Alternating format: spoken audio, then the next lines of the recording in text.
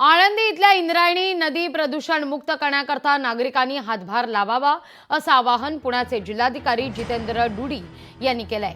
अनेक वर्षांपासून इंद्रायणी नदी दूषित झालेली आहे। केमिकल नदीत सोडलं जात असल्यानं पूर्ण नदी फेसाळलेली आहे। यावर आता जिल्हाधिकाऱ्यांनीच नागरिकांना स्वच्छतेकरता हातभार लावण्याचं आवाहन केलंय। इंद्रायणी सायकलॉथॉन मागचे काही वर्षापासून राबवली जाते आणि ते विश्वभराची सर्वात मोठी सायक्लोथॉन असून त्याची गिनीज बुक रिपोर्टमध्येही सुद्धा त्याची नोंद झालेली आहे।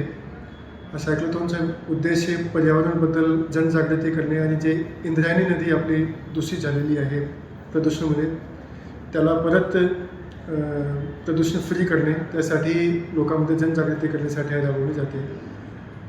मी सर्वही पुण्याच्या नागरिकांना आवाहन करतो की इंद्रायणी नदीला स्वच्छ करण्यासाठी आणि आपल्या पर्यावरणाला स्वच्छ ठेवण्यासाठी सर्वांनीही सहभाग द्यावा।